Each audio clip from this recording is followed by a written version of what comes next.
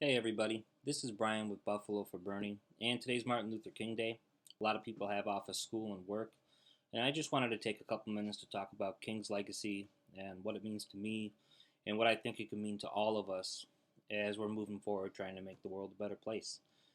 In school, we're taught that Dr. King fought for civil rights and voting rights. They mentioned the I Have a Dream speech and We Shall Overcome. We kind of put King in this box where he fought for civil rights and voting rights and some racial justice, and that's about it.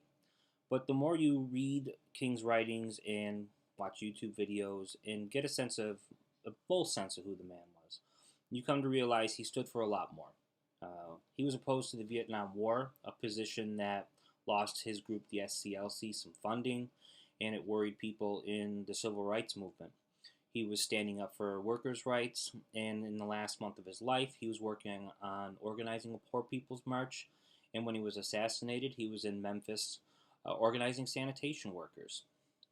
And those are things that we don't talk about often enough. But in the last year, with the presidential campaign ramping up, on the Democratic side especially, Bernie Sanders has brought attention to King's legacy and his strong sense of economic justice.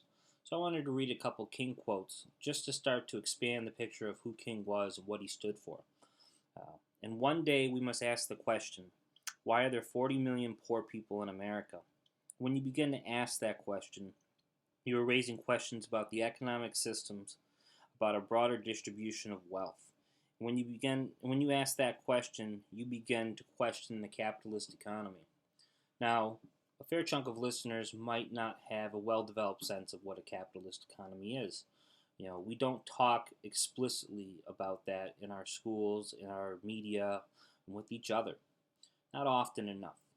In another quote, there must be a better distribution of wealth, and maybe America must move toward a democratic socialism. Bernie has brought up the ideals of democratic socialism in his presidential run. And again, most listeners might not have a well developed sense of what democratic socialism is.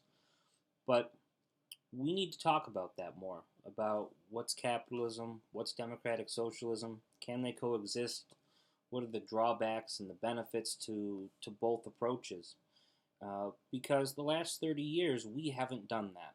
We've run the economy on a consistent set of economic principles that both of our major parties have run on and put forward as their economic agenda for the country.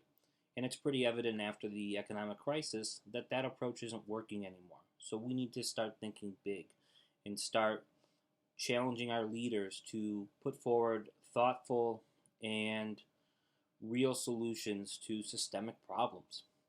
And King's no longer with us. He's passed. In a letter Jefferson wrote to James Madison, he said, "The earth belongs to the living." You know, King was the kind of guy that he understood how interconnected racial injustice, the cycle of endless war, you know, subjecting workers to bad conditions, all the economic exploitation that comes from that. He understood how interconnected all these things were and why we had to build a collective front to fight for, justice in our society. I wanted to mention a couple people who are active right now trying to make change in our country. We've got William Barber. He's in North Carolina. He's president of an NAACP chapter. He's big in the Fight for 15 movement. He sparked off the Moral Monday movement that spread all over the country that is fighting against abortion restrictions, supporting the right to vote, and fighting against people trying to roll that back, defending Medicare, Medicaid, Social Security, and fighting for the needs of the unemployed. Now, there's Bill McKibben, who is a environmental activist. He's led the opposition to the Keystone Pipeline to the point where he was put in jail for a few days because of it, and he's done extensive writing on climate change. We've got Leah Freed and Hernando Rubello. They're union organizers in Chicago, and through their hard work, they were able to organize Republic Windows that was sold to Sirius Energy. And over the period of a few years, they were able to use occupations of the factories through attempted bankruptcies to turn that window factory, into a worker cooperative. And now the workers that work there own it. I can mention other people: Philip Agnew with the Dream Defenders, Malala Yousafzai, and I can go on.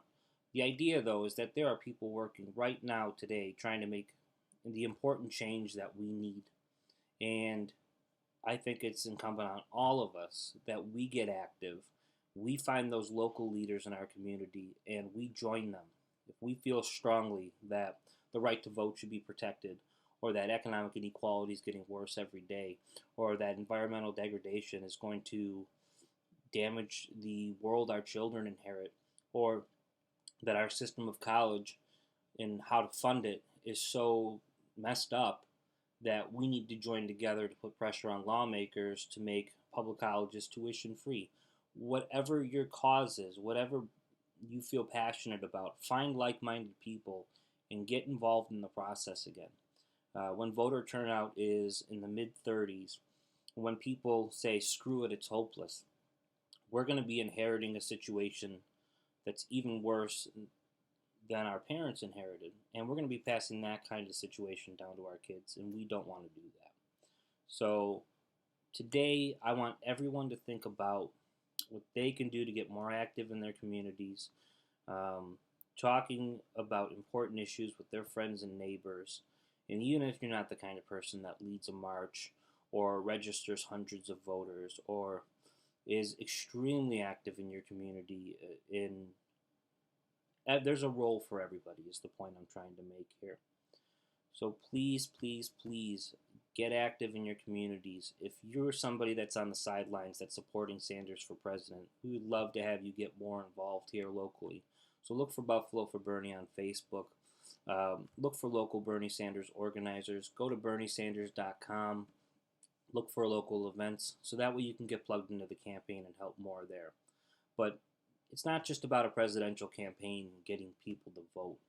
It's much more important than that. We need to create a movement of people who are working together to advocate for all these important issues, because voting the right people into power will not be enough. Rolling back 30, 40 years of bad decisions, bad choices, and bad policies, that just doesn't happen through an election. It just doesn't happen through replacing a Congress or the Senate. We need to replace people on the state and local level. We need to get people that are in state and local offices who are willing to hold town meetings, who want to be held accountable by the public, who welcome the fact that new people register to vote, who aren't afraid of the fact that people in other political parties are running candidates against them, who they welcome those challenges. And we need people that are advocating on the streets, leading peaceful demonstrations, putting pressure on those in power to do the right thing. So please, please, please get involved. When you think about King's legacy, think about all the hard work that his group did to organize people that many considered couldn't be organized, that being the poor and the disenfranchised. So with that, thank you for listening. Have a great day off, and please share this with everybody.